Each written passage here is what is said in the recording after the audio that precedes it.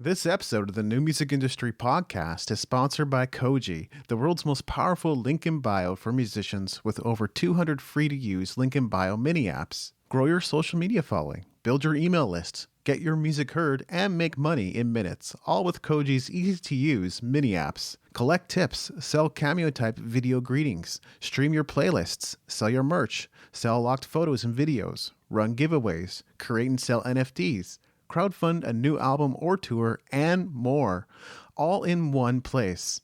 Oh yeah, and it's free to use. No subscription fees, no upgrade required for extra customization or to sell files and to access analytics. It's free. So do your music career a favor. Join the over 180,000 who are finding success with Koji. It's easy.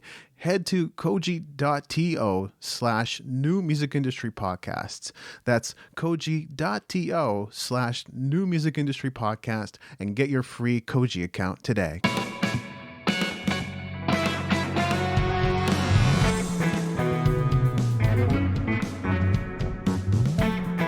Listening to the New Music Industry with David Andrew Wiebe. Hey, it's David Andrew Wiebe. In this episode, we're going to be looking at 5 types of clients to avoid in music. This should be a fun one because I'll even be sharing some of the details of my own client disaster stories. And if you have any of your own client disaster stories you'd like to share, drop us a line at musicentrepreneurhq@gmail.com. With that, let's get into it. Client type number 1. I needed this done yesterday. There are those who will come crying to you at the last minute in all seriousness saying, I need a rush job. For example, it could be an artist who has all their recording done, but because they weren't thinking ahead or they're already behind on timelines, they will ask you to rush their album artwork. This is exactly the situation I found myself in many years back. My partner gave me the lead on the project because it was my contact, so I had to deliver. We rushed the designs and got them out to the CD manufacturer as soon as we possibly could. But this type of client has other attributes that makes them difficult. For one, they don't care about the details. Even if there was a misprint on the liner notes, they probably wouldn't bat an eye. They only care about the project being done, and yesterday. While the client's CD was being manufactured, I got a grave phone call from them, which nearly turned hostile. They asked me, "Where are the CDs? You told me they'd be done today." I said no such thing, but after I gathered my composure, I had to explain to him how business days work, which pacified a potentially volatile situation. I still misquoted him on the contract though, so I ended up eating some cost on the project. Ultimately, no money was made. Can you still work with this type of client? Though not ideal, there are still ways of making this type of agreement work. You'll probably want to charge a substantial rush fee to account for errors that stem from the pressure this type of client is going to put you under. You're also going to want to keep in regular communication about the project, something you're not going to want to do because this client takes themselves a little too seriously and aren't fun people to deal with. Client number 2 asks questions about everything. Some clients want to know how everything works, as well as why you're doing things the way you're doing them. Why are you sending an email right now? What's the strategy behind it? Is there a reason why you rewrote that lyric? Do you really think the guitars should be mixed that way? They don't care about trade secrets. It's more like they're a 12-month-old who just learned to talk and can't stop asking why about everything. Now, this is distinct from the type of client who wants to be involved with everything. I know people like that, and the relationship can totally work if they reward you handsomely for your work and you set proper expectations with them. No, this is the type of client that no matter how many times you've explained the terms of the contract or why you're charging a fee or why websites need to be renewed each year, always come back to you requesting explanations for every decision made. I had a client like this who I decided to cut off after a few years. It was a small contract and I was only breaking even on it, so there wasn't anything in it for me. Once I started charging for time spent in correspondence, the client rapidly backed out of the contract. Can you still work with this type of client? Yes, you can still work with them. They're probably one of the most benign types of clients on this list. Constantly having to refresh them on the details of the jobs is exhausting though, so you'd better have structures in place for that. But that's assuming they agree to your fees in the first place. This type of client is either tight with money or doesn't feel like they have much to spend on needed services. If your rates are low, you may attract clients like this. Otherwise, they will either complain about your fees and try to negotiate or avoid your services completely, which is not a problem. Client number 3, everything is wrong. Some clients have unrealistic expectations, or they have different expectations once you've entered into a new agreement. It's understandable that if you're charging a higher fee, they might want more from you, right? But what if they had negative feedback for you on a near weekly or daily basis? You'd start to feel like you suck at what you do, wouldn't you? And they will always find flaws in what you're doing. Instead of acknowledging you for being on time, delivering what you promised, keeping to a regular schedule of communication with them, and so forth. They are basically fair weather clients. They love working with you when they can get you at a discount and know they're underpaying you for your expertise, and they hate it when the terms are more in your favor. I'll be honest when I say I don't have much patience or endurance for this type of client. They end up taking up a lot of mind space and they don't even pay rent. If it gets especially toxic, I get an assistant to mediate. The fault finding, at least for me, gets ridiculous fast. It is entirely possible, though, that they're going through something in their life that has them showing up this way in everything they do, including business affairs. You can potentially wait it out and see if things improve, but the downside is you never know when they're going to get back to treating you with the respect you deserve. Can you still work with this type of client? It depends on your tolerance for unwarranted criticism and constant fault finding. If the money is so good you can't abandon them right now, then I can't fault you for staying with them. But I don't suggest remaining in a toxic relationship forever, especially when you're cognizant of the fact that you're probably just getting this spillover from arguments with their spouses anyway. If you insist on working with them, suggest coming up with a new agreement, reduce your workload, restructure the fees, and see how they respond to the new agreement. If working conditions improve, you know their expectations were probably unrealistic to begin with. The creator economy is exploding, and there has never been a better time to grow a loyal and passionate fan base to earn an income doing what you love to do. In the past, this meant the big headache of creating accounts on tons of different apps and platforms just to accept tips, set up locked content, sell merch, crowdfund your next project, create and distribute NFTs, and more. That's why Koji and their link in bio app store is a game changer. I'm a huge fan. Use their locked audio mini app to sell live recordings, old demos, extended versions of tracks, sample packs, loops, anything that doesn't live on Spotify. Use Sell a Service to sell remixing, overdubs, music marketing services, sell bars as a rapper, or remote recording and editing services as an engineer, right on your link in bio. Add a Koji tip jar or love jar to receive donations from your fan base. Try their Music Links app to easily display all your streaming links in one place, just like the pros. Releasing a new project? They've got incredible free apps to engage audiences and build hype, like their Challenges mini app where your fans can compete in video challenges you create. Or try their Giveaway mini app where fans do promo for you on social for the chance to win something.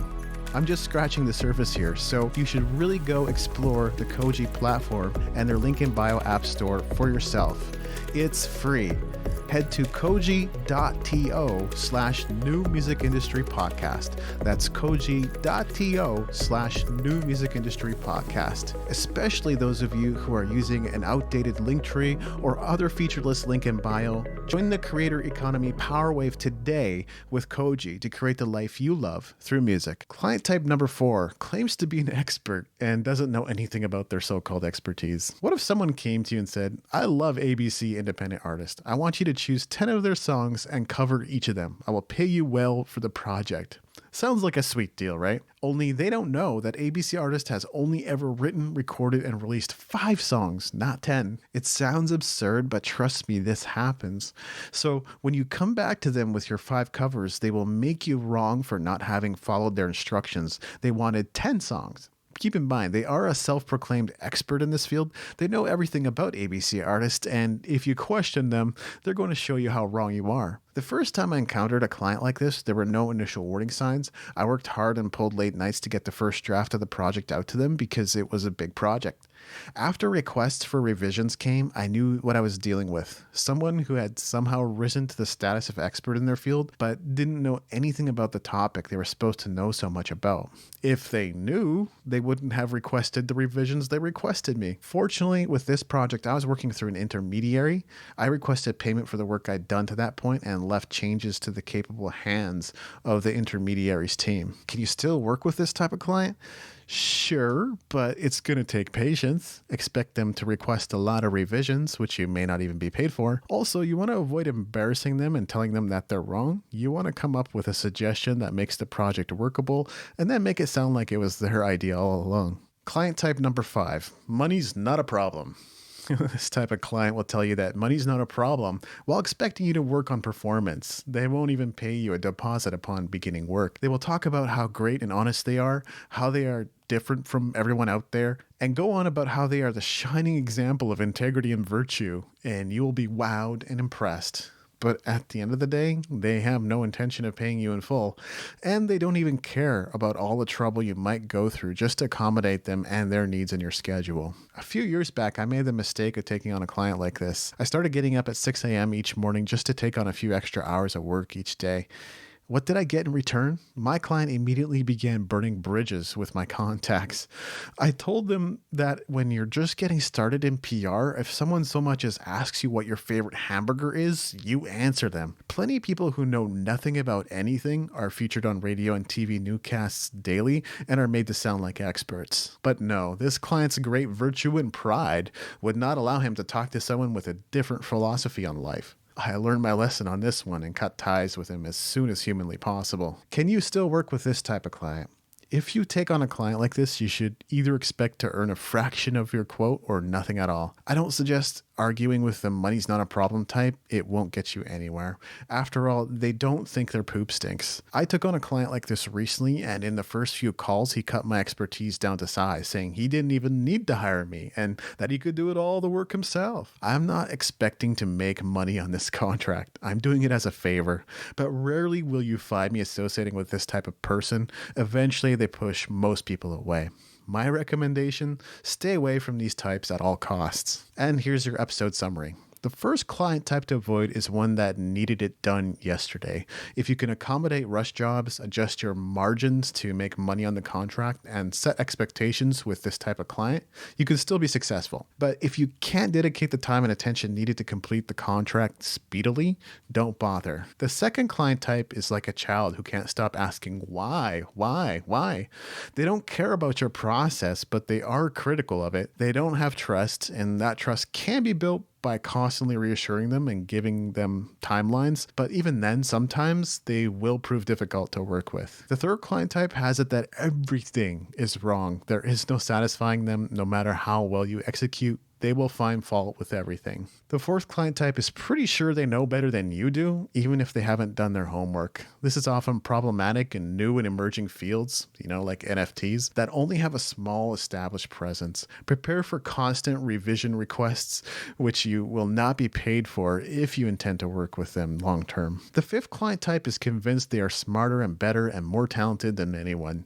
When push comes to shove, the fake gold plating always starts to peel off, but they will never own up to that. These clients are difficult to work with, and you should never take on a long-term project with them. Even if you do take on a short-term project, you should not expect to be compensated fairly for your work. With each client type, there usually is a way to make things work, but I don't recommend trying to maintain a long-term relationship with client types number 3 and number 5. Your profitability will suffer because much of your time and energy will go towards putting out fires with them. If you're doing a lot of client work, consider adopting a red rope policy, as Michael Port suggests in his book, Book Yourself Solid. Some people shouldn't even get through your filters in the first place. Your pricing strategy makes a big difference here because some people just won't pay certain amounts. And when you charge more, the quality of your clients tends to go up. And you can also do quick interviews with your prospects before even taking them on. So I've often been asked whether it's even possible to make an income in music these days. Look, I know full well that streaming royalties often don't add up to much, but that doesn't mean you can't make an income from your music. It just means you need to be able to look at things from a bit of a different perspective. In my free training, Music Money Machine, I talk about 2 powerful methods you can use to earn on your releases. Learn more at musicentrepreneurhq.com/machine. This has been episode 263 of the New Music Industry Podcast. I'm David Andrew Wiebe, and I look forward to seeing you on the stages of the world.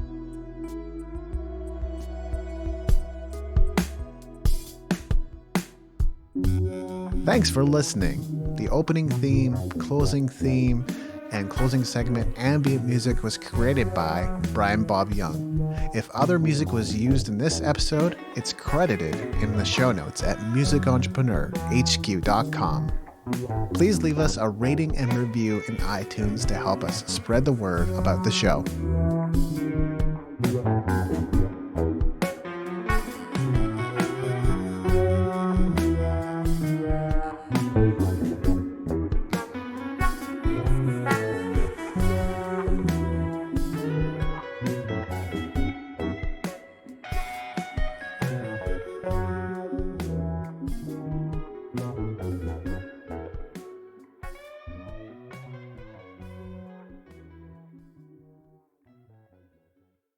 Hey, thanks for watching Music Entrepreneur. Just so you know, between now and November 19th, 2021, if you purchase any of our e-bundles, courses, or coaching programs on content marketing musician created specifically to help you get results in your music career, we're giving 50% of the proceeds to the education of underprivileged children in South America. This is to honor my late father and grandparents who also contributed greatly to the cause. Head on over to contentmarketingmusician.com/products to check out our selection. And if you don't see what you need or have a request for some other training, feel free to let me know. Also, don't forget to like, comment, and subscribe if you enjoyed this video.